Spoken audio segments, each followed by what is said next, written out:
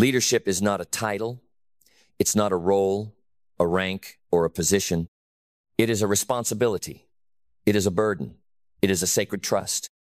And in today's world, noisy, confused, overwhelmed leadership is no longer optional. It is required, not just for CEOs, not just for public figures, but for you, for your family, for your circle, for your calling, for your future. Because someone is watching you. Someone is learning from your silence. Someone is modeling their next move off the way you handle this moment. And if you don't lead, someone weaker than you will take your place, and the cost of that compromise will be paid in generations. Leadership is the art of carrying weight that doesn't belong to you, so others can stand taller. It's the practice of walking ahead through fire, through pressure, through confusion, so others can walk safely behind you. But here's the truth. No one tells you. Before you can lead anyone, you must lead yourself. And most people can't. Not because they're bad, but because they've never been taught how to command their own mind, their own emotion, their own vision. They've been taught to manage, not lead.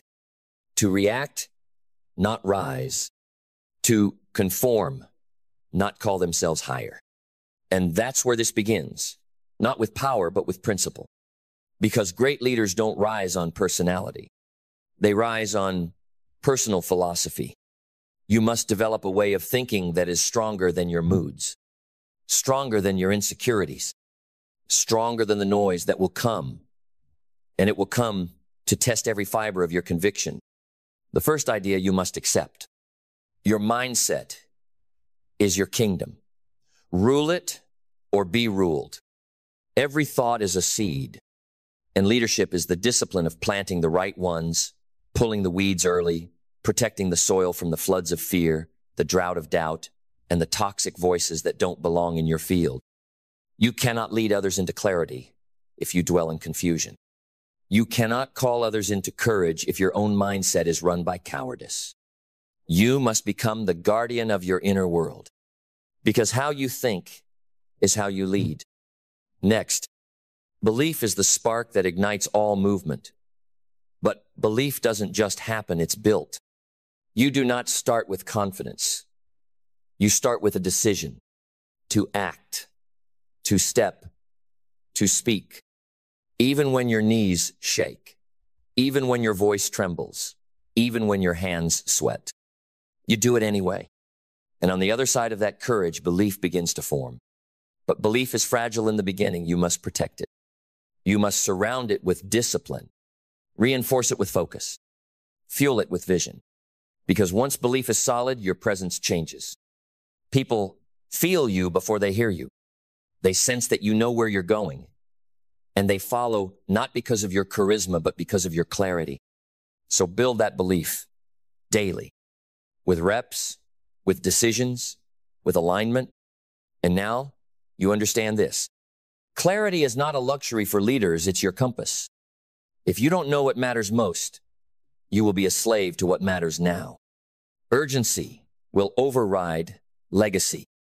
Reaction will override reason. And you will drown in distraction, one shallow yes at a time. But clarity silences the noise. It turns down the volume on opinions. It centers you in purpose. It gives your actions weight. Clarity is a leadership advantage. It multiplies your time. It deepens your energy.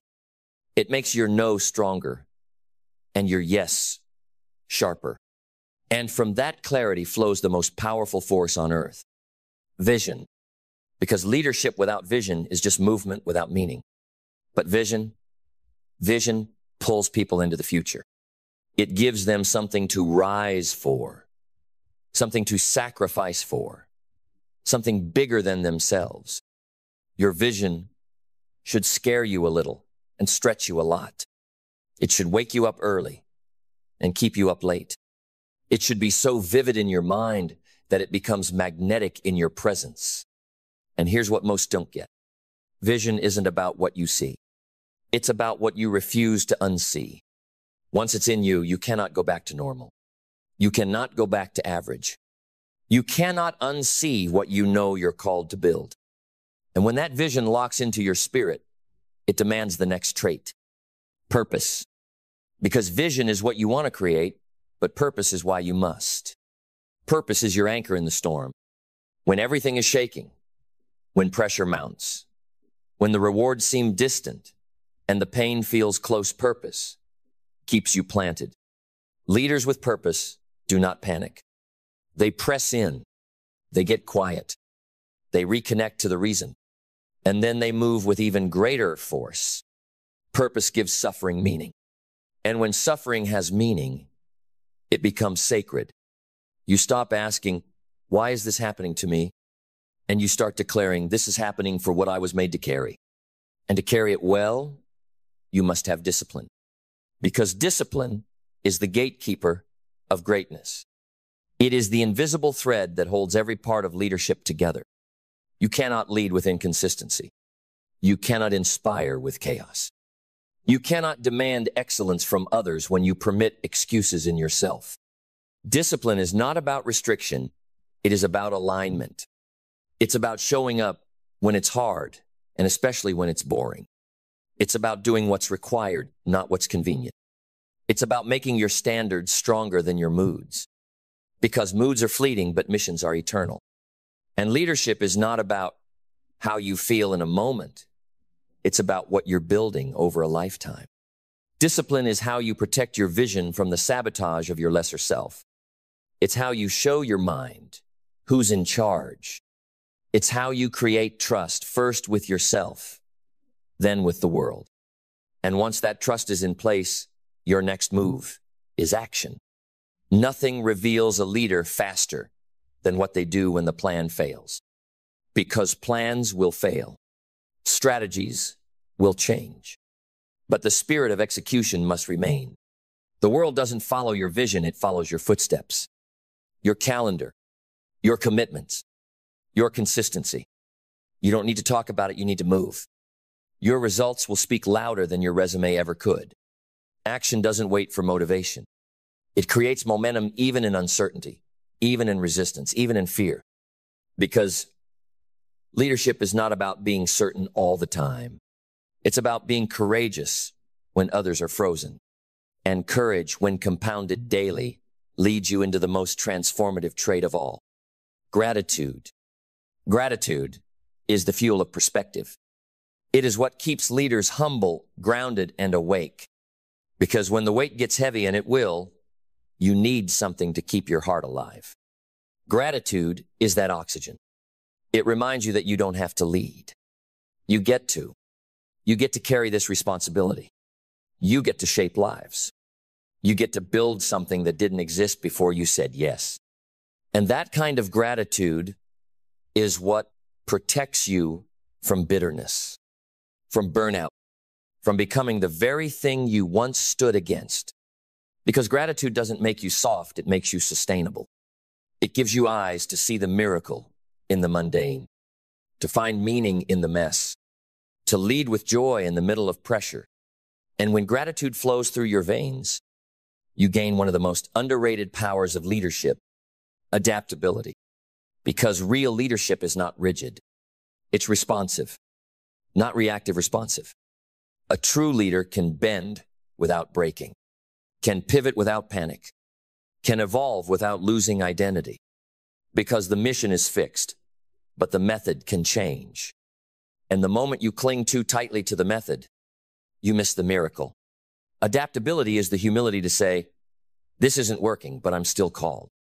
It's the agility to shift while staying solid, to dance with the unknown while anchoring to your values. Because chaos doesn't kill leaders. Inflexibility does. And when you become fluid without losing focus, you enter the final level. Resilience. Resilience is not just getting back up, it's getting back up wiser. With more poise, more fire, more resolve. Because every fall refined you. Every hit deepened you. Every delay taught you where the cracks were and how to reinforce them. Resilience is what separates loud leaders from lasting ones. And when you lead with resilience, you don't fear the storm. You become the storm. You bring stability to the unstable. You become a calm center in the chaos. You become someone others can lean on, not because you're perfect, but because you're proven. And through all of this, you never stop learning. Because the best leaders are never finished. They remain students curious, hungry, open. They study their failures. They mine their scars for wisdom.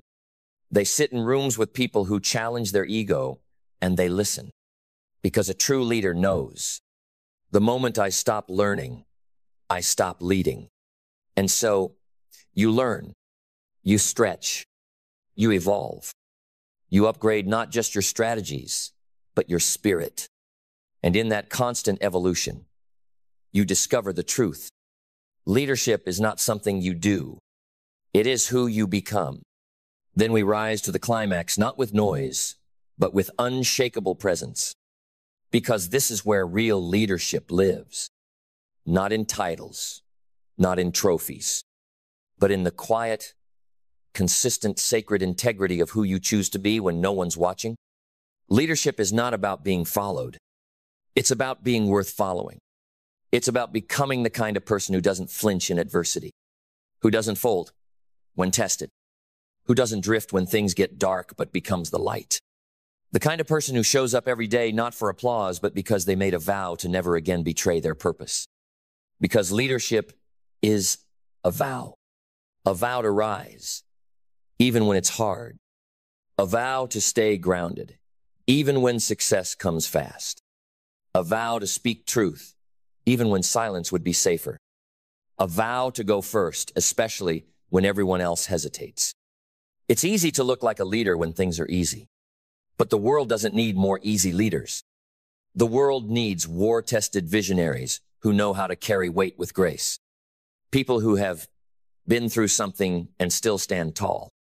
People who have been rejected, overlooked, broken, misunderstood, and still choose to build. Because that's the leader's path. It is not paved with comfort. It is built through calluses, through lonely nights, through hard decisions, through repeated moments of choosing to become even when it hurts. You will be judged. You will be doubted. You will be misunderstood. And you will be tempted to shrink. Don't. Rise. Hold the standard. Keep the fire. And lead anyway. Because someone needs you to. Not someone far away, someone near. A child watching your routine. A friend waiting for your strength. A generation aching for an example of what real leadership looks like in a world addicted to shortcuts. Be that example, not just with your words, with your walk, with your habits, with your energy, with your unshakable identity. Because if you stay true to it long enough, the world will notice. But more importantly, you will notice. You will look in the mirror and know, I didn't quit. I didn't run. I didn't sell out. I led. And that knowing, that quiet, unshakable inner knowing, that is your reward. Not the fame, not the followers, not the status. The man or woman you became in the process. A leader, a builder, a protector, a standard. The storm did not take you. It revealed you. And now the world knows what you've known all along. You were born to lead. Not someday. Not maybe. Not when it's easy. Now, today, this is your time. So go lead. Not perfectly, but powerfully. Not for attention, but for impact. Lead like your name will echo for decades. Lead like the future is watching. Because it is. And now you are ready. Confidence is not a feeling. It is a force. And it is built, not born. Most people are waiting to feel ready before they act. Waiting for the perfect moment before they move. Waiting for someone to hand them permission to be powerful. But confidence doesn't come from waiting. It doesn't come from comfort. It doesn't come from being told you're good enough. It comes from the grind, from the work, the effort, the sweat, the decision to show up consistently when no one else does. Confidence is built in silence. It's built in the dark. It's built in the decisions no one applauds. The early morning alarms, the cold showers, the quiet yes to discipline, and the loud no to distraction. It's built when you stop waiting for the world to believe in you and start proving to yourself who you really are. Because true confidence doesn't come from the outside, it is forged on the inside. You don't get confidence by being told you're enough. You get confidence by doing what others won't, by keeping your word to yourself, by becoming someone you respect. That's the difference. That's the edge. And that edge is available to anyone but accessed by very few because it requires radical ownership. Confidence is not a personality trait. It's a reputation, the reputation you have with yourself. If your inner voice can't trust your actions, your confidence will always be fake. If your daily choices contradict your deepest values, your energy will always feel out of sync. If you constantly betray your own word, your self-belief will rot no matter how loud you pretend to be. But here's the beautiful truth. Confidence is not fixed. It's not genetic. It's earned. Day by day, decision by decision. It's built by doing the hard things, not for applause, but for alignment. Because alignment is where confidence lives. When your thoughts, your words, and your actions are in sync, you feel unstoppable. Not because everything is perfect, but because you are whole. Confidence is the natural byproduct of congruence, of knowing that who you say you are is who you actually are. And you don't need to shout about it, because real confidence is silent. It doesn't need to convince. It simply commands. So how do you build it? You start by mastering your mind because your thoughts are the foundation of everything. Most people live with a hostile internal environment. They speak to themselves with judgment, with doubt, with fear, and then wonder why their actions feel hesitant. You cannot act boldly while thinking like a victim. You cannot move with power while feeding yourself powerlessness. Your internal dialogue is either reinforcing your greatness or reinforcing your limitations. Train your thoughts like you train your body, with repetition, with precision, with intensity. Speak to yourself like someone worth listening to. And not just when you feel strong, especially when you feel weak. That's when it matters most. Because confidence is not built in your highlight reels. It's built in your darkest moments. When you're tired, when you're doubting, when you feel behind. That's where the real version of you gets sculpted. And the voice you choose to listen to in those moments will shape the life you build. So speak strength. Think forward. Flood your mind with declarations that ignite your spirit, not because they sound nice, but because they pull you back into alignment. And from the mind, you move into belief. Not just surface belief, deep belief. Belief that doesn't shake when people question you. Belief that doesn't shrink when failure knocks. Belief that doesn't bend when the process slows down. Because belief is not just a mindset, it is a muscle. And like any muscle, it grows under tension. You want deeper belief? Do what scares you. Take the risk. Make the call. Take the stage. Speak your truth.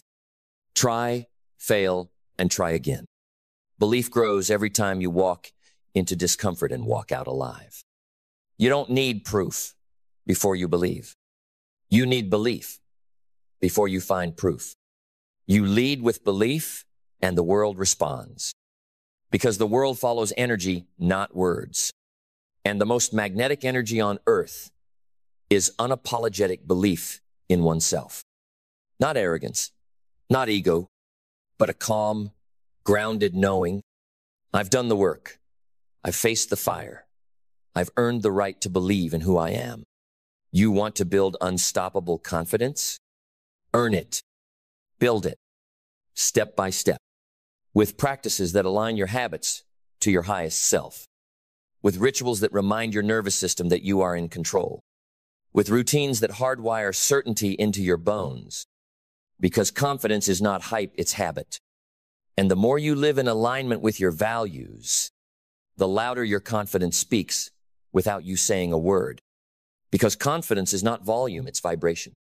It's not in how loud you talk, it's in how clearly you move. A confident person walks differently. They enter a room and bring a frequency that silences noise. Not because they're better than others, but because they've fought for alignment. They've battled their demons and chosen their identity, not borrowed it from culture, not stolen it from trends, but built it in solitude. And to build confidence, you need to build clarity. You cannot be confident about a direction you haven't defined. You cannot act boldly toward a target you haven't marked. Clarity is power. Clarity is speed. Clarity is what turns effort into impact. Most people are uncertain, not because they lack talent, but because they lack vision. They're floating through life, reacting, drifting, hoping, but the confident are builders. They don't wait to be assigned purpose. They declare it. They don't ask for the blueprint. They become the architect. Confidence loves a plan. Not a rigid one, but a compelling one. A vision you wake up for. A mission that electrifies your steps. A target that sharpens your focus and tells your energy exactly where to go. And once you have that, you protect it with ruthless discipline. Because confidence without discipline is a house with no foundation. It might look good, but the moment pressure comes, it crumbles. But when you stack discipline day after day, rep after rep, you create a structure that can't be shaken. Discipline is confidence's twin flame. The two are inseparable. Because you cannot feel confident in a life where you constantly break promises to yourself. You cannot fake self-trust. You must earn it. Discipline is how you earn it. Every time you rise when it's easier to rest. Every time you choose integrity over impulse. Every time you follow through without fanfare. You tell your nervous system, I am who I say I am. And over time, the voice of doubt, it gets drowned out by data, evidence, reps, results. And you no longer try to be confident. You are. It becomes your state, not your performance. Because confidence doesn't mean you think you'll always win. It means you trust yourself to respond, no matter the outcome. That's deeper. That's rooted. That's real. And it bleeds into everything. How you speak, how you walk, how you handle conflict, how you approach love, money, leadership, business. You move from fear-based survival to power-based precision. And that shift is everything. It's the shift from, I hope they like me, to, I hope I honor who I am. From, I don't want to fail, to, I want to find my edge. From, what will they think, to, what does my future self require? Because when you live for the applause, your confidence dies in silence. But when you live for the standard, you don't need the noise. You wake up knowing, I show up because I'm becoming. I do the work because I'm becoming. I face the fear because I'm becoming. And that is unstoppable. Because becoming is not a moment, it's a lifestyle. It's not a breakthrough. It's a daily bricklaying ritual of who you choose to be when no one's looking, when no one's clapping, when no one's calling your name. That's where confidence is carved. In the quiet reps. In the habits you stack before dawn. In the voice you refuse to betray at midnight. You see, most people confuse confidence with results. They say, I'll feel confident when I get the job, the body, the money, the recognition. But confidence built on outcome is always fragile. Because the moment the outcome shifts, the confidence collapses. But confidence that's built on identity, that lasts. Because it's not, I'm good because I won today. It's, I'm good because I showed up like a champion even when the scoreboard said nothing. That's power. That's maturity. That's internal freedom. Confidence is never about certainty in the environment. It's certainty in your ability to respond to any environment. And how do you build that? You take bold action, constantly, repeatedly, without needing certainty before you move. Because action is the antidote to insecurity. Every time you act in alignment with your future identity, you cast a vote for that version of you. And enough votes, that becomes who you are. You become the person who acts not because they feel confident, but because they've decided to move anyway.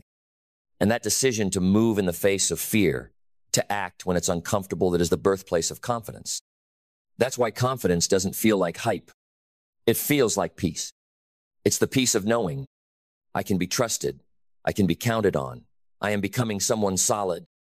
And when that peace takes root, you stop seeking external validation. You don't need applause. You are the echo. Your life speaks louder than your lips ever could. You move with gravity, with precision, with calm, calculated direction. Because you know who you are, and who you are is under construction, on purpose, by design.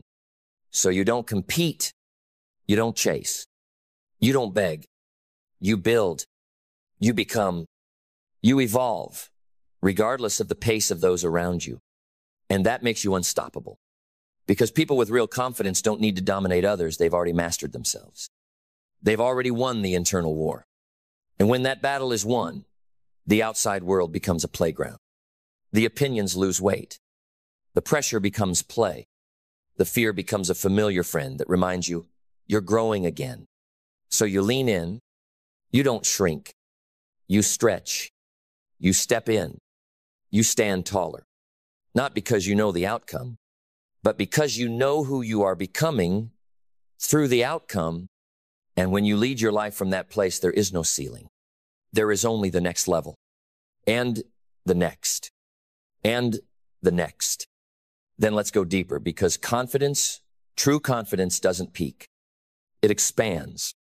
It grows in layers. And every new layer demands more truth, more alignment, more intentionality, more depth. Because you can't build unstoppable confidence on surface habits. It's built in the layers beneath, in the standards you set when no one's watching, in the boundaries you enforce when it would be easier to bend, in the discipline you carry when compromise is more convenient. Confidence is born in self-respect, and self-respect isn't given, it's earned. You earn it by saying no to the things that used to own you, by walking away from people who drain your purpose, by choosing structure over stimulation, by prioritizing your vision over your vices. That's how you begin to respect yourself again. That's how you earn back the trust you lost in seasons where you quit on yourself. And the more you trust yourself, the less approval you need from the world. You move from dependence to dominion, from seeking acceptance to setting the standard. You don't follow trends. You become the blueprint. Because the most powerful kind of confidence isn't built through performance. It's built through presence. A presence that radiates from the man or woman who knows. I may not be perfect, but I'm not hiding anymore. I may not be there yet, but I'm on purpose every single day. And that kind of presence can't be faked. You feel it in someone's tone. You see it in their eyes. You sense it in their silence. Because the most confident people rarely need to say much. They speak less because they are more.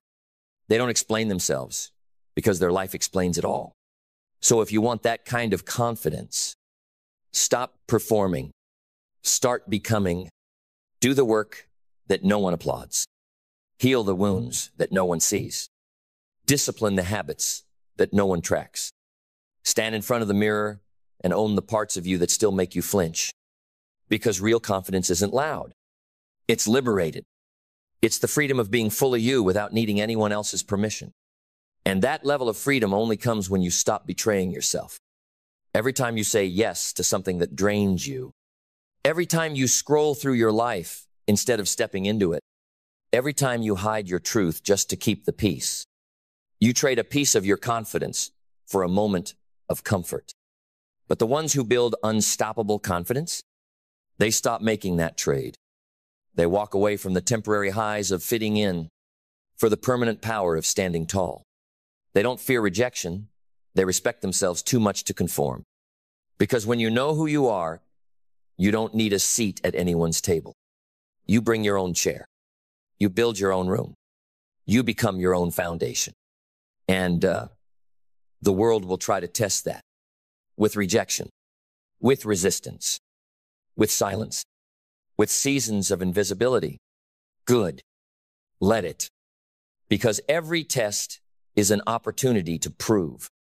I don't just believe in myself when things are easy. I believe in myself because I've become someone worth believing in. That's confidence. Not the kind they sell you on social media. The kind you forge in discomfort, in discipline, in devotion to who you know you're called to be.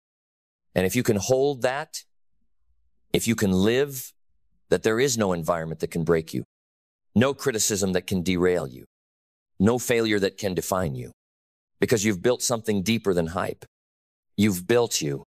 Then let's bring the fire all the way through, because this is the final stretch, the place where most stop short.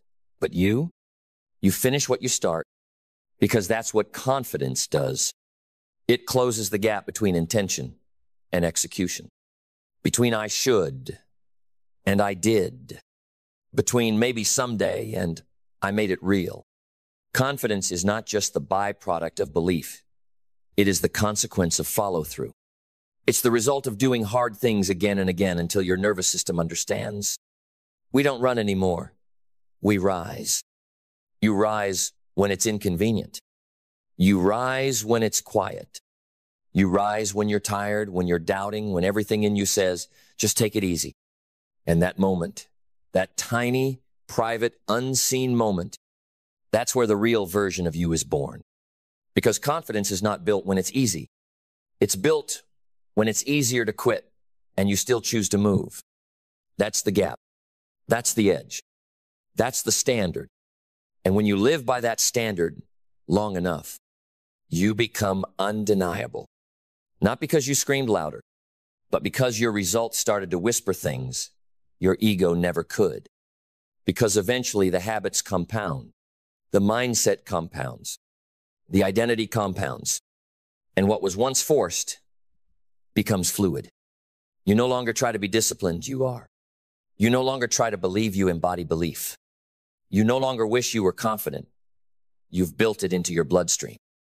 It's in your walk, in your breath, in your decision-making, in the way you say no to what used to tempt you, in the way you say yes to what you know you must do, even when no one's watching. That is the real work. The hard, quiet, unsexy, consistent, sacred work of becoming someone you admire. And when you admire who you're becoming, you don't need permission. You don't need applause. You don't need external anything, because everything you need is already activated on the inside. You don't feel lost anymore. You don't feel small. You don't feel like you're waiting to be chosen. You have chosen yourself. You have looked your fears in the face and said, you no longer get to drive this life. You've looked at your excuses and said, you've had enough years. I'm taking the wheel now. You've looked at your old identity and said, thank you for the lessons, but I am no longer available for limitation. And now you walk different. Not because the world changed, but because you did. That's what unstoppable confidence creates. A version of you that doesn't shrink when it's dark. A version of you that commands light wherever you go. So if you're waiting for a sign, this is it. If you're waiting for someone to push you, look in the mirror. If you're waiting for perfect timing, you've waited long enough. Now is the time. Today is the day. This is the moment you move like someone who knows who they are. You've trained for this. You've suffered for this. You've built the foundation brick by brick. Now go. Build the business. Speak the truth. Lead the people. Live the life. Because you are no longer held back by fear. You are led forward by fire. And that fire, that's not hype. That's not fluff. That is confidence you earned. So, hold your head high. Move with power. Speak with precision.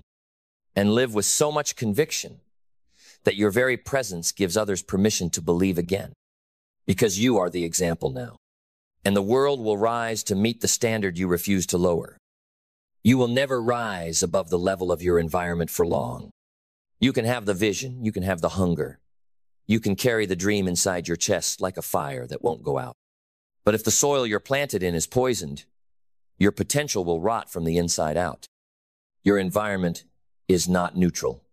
It is never passive. It is a force. It is either sharpening your edge or dulling your blade.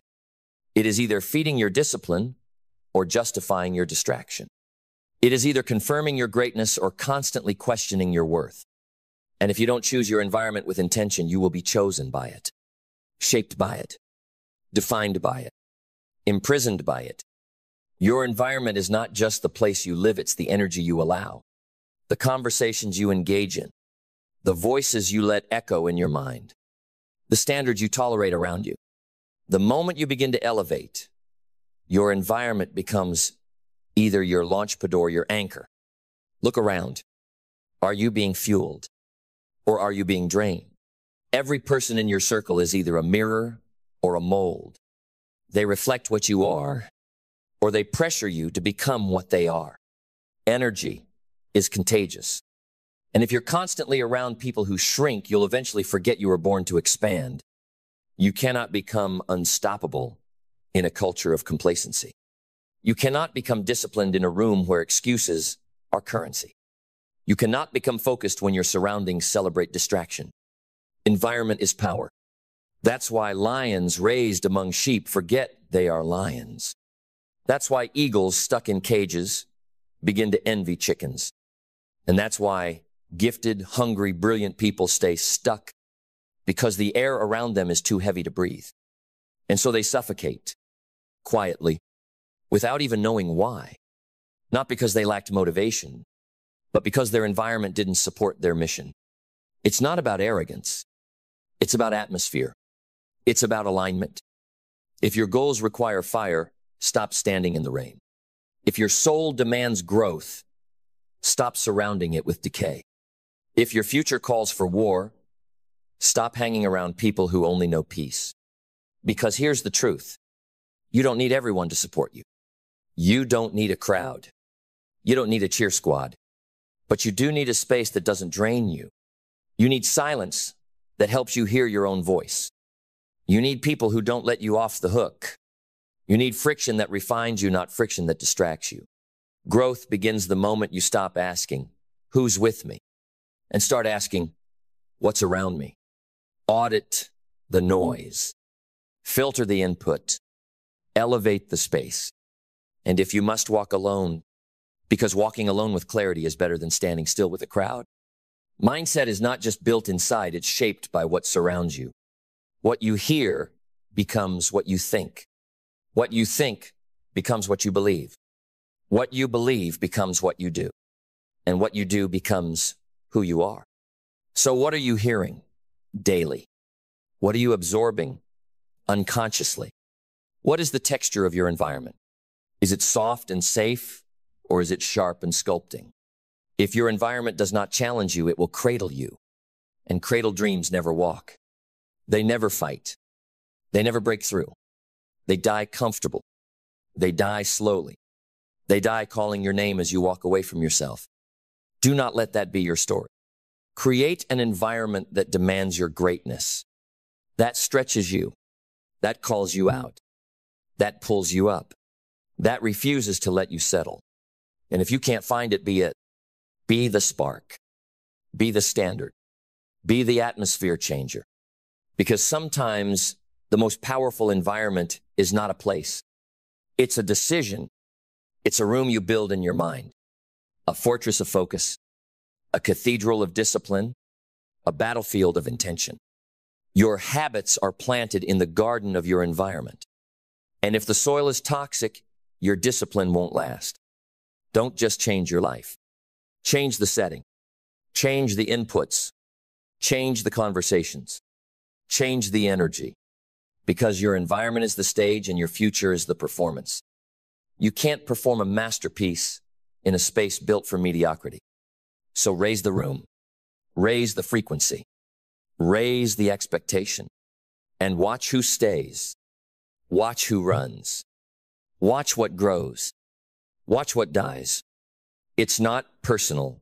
It's alignment. You are not obligated to remain in spaces that choke your evolution.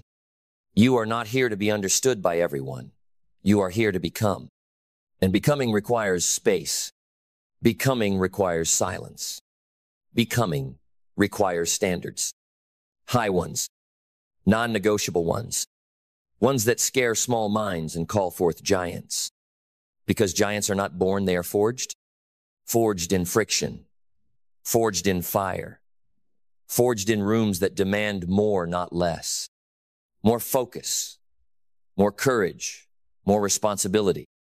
And that's the tragedy of staying in environments that drain you. They don't just cost you time. They cost you identity. They convince you that your ceiling is permanent, that your limits are real, that your ambition is too much. And slowly, subtly, silently, you start to shrink. You laugh less. You move slower. You question yourself more. Until one day you forget what it ever felt like to be powerful. But let me remind you, you are powerful. Not by accident, not by luck, but by design. You were built to expand, built to stretch, built to lead. But you can't lead in an environment where people fear the sound of truth. You can't fly in a cage made of comfort. You need pressure, but not poison. You need standards, but not sabotage. You need friction that refines not, friction that fractures. And sometimes the most courageous thing you'll ever do is leave the room. The one that praises your old self but resists your new self. The one that applauds your stagnation but mocks your transformation. You were not meant to stay small, just so others feel big. You were not meant to hide your vision just so someone else can sleep at night. There comes a time where you must rise alone, if necessary, because the cost of staying is always greater than the fear of leaving. And when you leave, something happens. The air gets clearer. The voice inside grows louder. Your focus sharpens. Your steps quicken. Because finally, you are aligned. Not just with your goals, but with your greatness. And now the work begins. You start curating everything. Your space, your sounds, your schedule, your inputs. No more passive consumption. No more ambient noise. Everything around you becomes intentional. Your phone is not just a tool, it's a portal. Your desk is not just furniture, it's an altar. Your playlists are not just music, they are primers for performance. Everything you touch either triggers your power or your procrastination. And you begin to notice what lifts you, what drains you, what sharpens you, what softens you. You begin to protect your energy like it's gold because it is. Because your energy is the gateway to your action. And your action is the proof of your alignment. Look, your environment will either reinforce your standards or erode them. There is no neutral ground. There is no just chill. There is either intention or infection. So ask yourself daily, is this space lifting my vision or lowering my standards? Are these people multiplying my belief or managing my potential? Are my surroundings calling me to lead or lulling me to sleep? And if the answer burns, good. That's the signal. That's the fire. That's the moment you choose yourself. You will not apologize for evolving. You will not shrink for approval. You will not abandon your destiny to keep people comfortable. You will build the space you need to rise, brick by brick, choice by choice, habit by habit. Because you know now, environment isn't something you tolerate. It's something you design. Then let's keep building, because the environment you allow is the foundation you stand on. And if the foundation is cracked, everything you build will collapse under the weight of your own potential. Design is the new discipline. You must become an architect of atmosphere, where your desk is your war table, your phone, a weapon, not a weakness, your schedule, a shield that protects your time like a fortress, and your circle, a council of warriors who call you forward, never backward. You see, discipline doesn't just live in the mind, it lives in the air around you. That's why some people can walk into a room and feel smaller, because the room wasn't built to hold them. And it's not their fault, it's their responsibility. You do not wait for the right environment. You create it. You strip away what numbs you. You remove what drains you. You silence what distracts you. You elevate what sharpens you. Because the cost of staying in the wrong space is invisible until it becomes unbearable. It shows up in your energy, your sleep, your creativity, your courage. And when your environment is off, everything is off. It's like trying to sprint underwater. You might have the heart, but the weight will win. So lighten the load. Curate every input like your life depends on it, because it does. The books you read, the voices you follow, the spaces you enter, the tone of your home, the focus of your workspace. Every element must either multiply your mission or it has no place near you. You are not harsh for cutting out distraction. You are not cold for cutting off toxicity. You are not heartless for refusing to babysit comfort. You are focused. You are called. You are on a mission. And anything that does not align with that mission is a threat to it. So set the tone. Create your rituals. Design your silence. Make your morning sacred. Make your space unshakable. Because once your environment aligns with your identity, you become inevitable. Not because you're better, but because you are undistracted. And in a world drowning in noise, the focused one wins. Every single time. They win not just because they know what to do, but because they know where to do it. They've built a space that fuels execution, not excuses. They've removed friction. They've simplified. They've elevated. They don't rise by chance. They rise by design. And so must you. Because your greatness will not survive a low-frequency environment. It will be starved. It will be smothered. It will be swallowed. So protect it. You protect your mind by protecting your inputs. You protect your momentum by protecting your morning. You protect your future by protecting your space. Your space is your sanctuary. Your space is your strategy. Your space is your signal to self that you are serious. And when you are serious, everything shifts. Because when everything shifts, you shift. You begin to move differently. You walk into your space and it speaks to you, not with noise, but with clarity.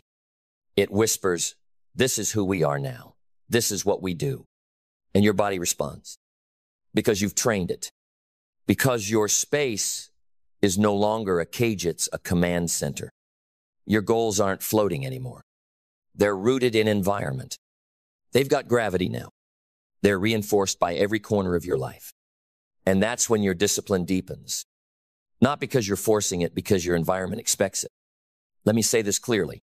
Environment is the cheat code. You can grind all day.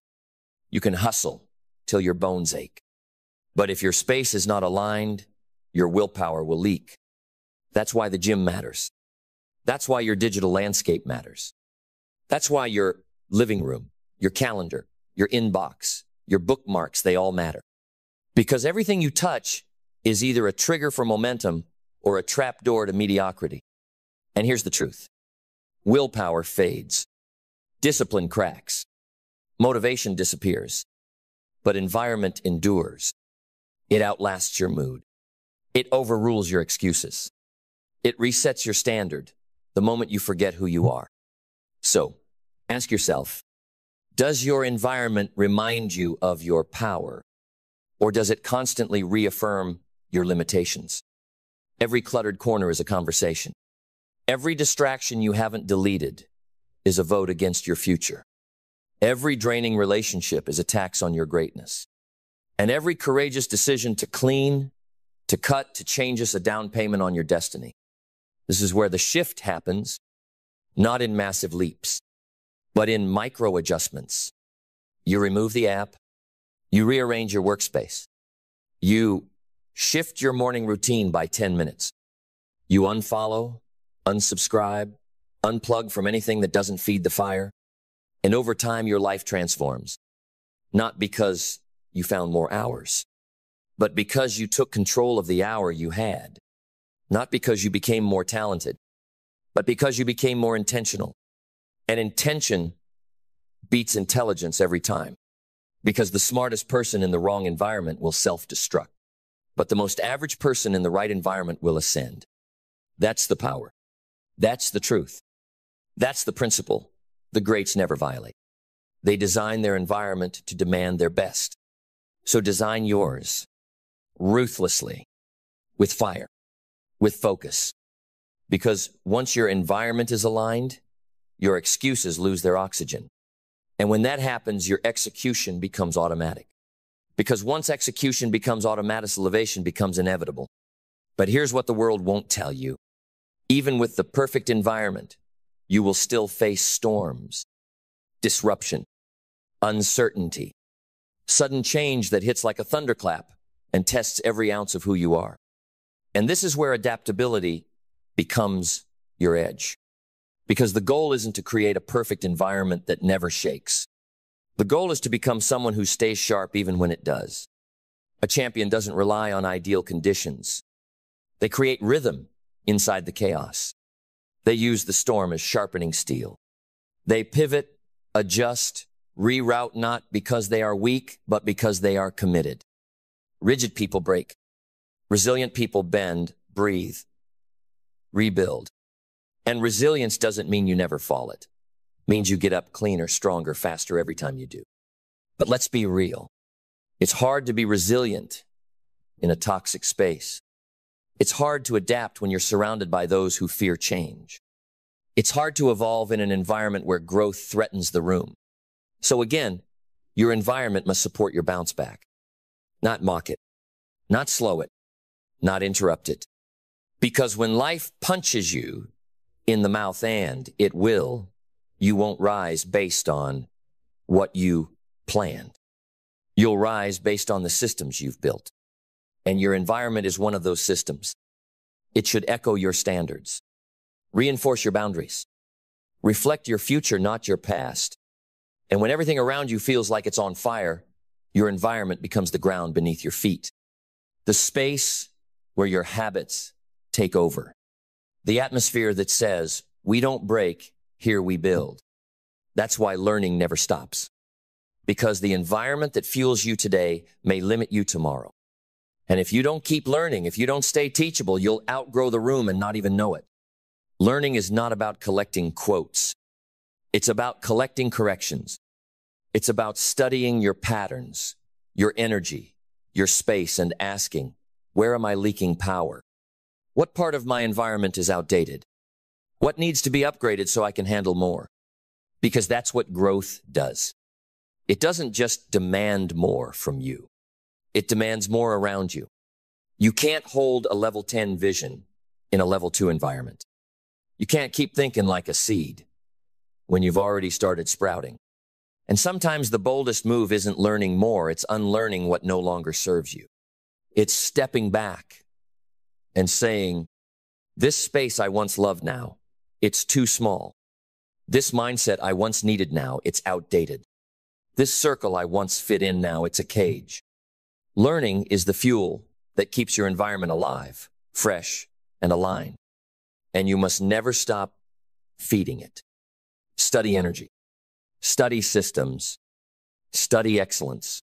Study those who've mastered their space, who walk into rooms and own them not with noise, but with presence. Because they've designed environments where clarity is king, where purpose is loud, where distractions starve and discipline feasts. And they live differently because of it. So must you. Because your environment is not a backdrop. It is the silent architect of your next breakthrough. Then stand with me, know in spirit, in soul, in fire, because we are stepping into the final stretch. Not with a whisper, but with a war cry. This is the moment you stop entertaining the lie that your surroundings don't matter. This is the moment you stop pretending that you can keep greatness alive while living in a room built for average. This is the moment you burn the old blueprint and draft a new standard. Your environment is not just something you manage, it is something you command. With authority, with clarity, with fire. Because from this day forward, every room you walk into should rise to meet you. And if it doesn't, then you either elevate the room or exit it. You do not dim your light to preserve comfort. You do not dilute your focus to appease the distracted. You do not lower your standards to protect someone else's ego. You rise. And if your environment cannot handle that, it was never your home, it was your holding cell. But no more. You are no longer available for energy that exhausts you. You are no longer accessible to environments that confuse motion with progress. You are no longer interested in playing small so others can breathe easy in the presence of your potential. Because now you know. You know that your space is your sanctuary. Your environment is your amplifier. Your surroundings are either fueling your fire or smothering your spark. And you've made your decision. You will not tolerate what drains you. You will only welcome what elevates you. And in doing so, you become something rare. You become untouchable, no, because life is easy, but because you've aligned everything around you to serve what matters most. Your vision, your mission, your rhythm, your becoming. And when everything around you is aligned, your decisions get faster. Your energy gets cleaner. Your habits lock in. Your progress accelerates. And the world feels you. Not because you're louder, but because you're clearer. Not because you're perfect, but because you're anchored. Anchored in intention. Surrounded by strategy. Fueled by focus. Driven by discipline. Held up by an environment that no longer questions your greatness, it demands it. This is your new reality. This is your new normal. This is the standard you defend with your time, your attention, your space, your soul. You think long-term. You act with urgency. You build a world around you that matches the one inside you. And now, you are no longer fighting gravity. You are flying because your environment finally matches your destiny.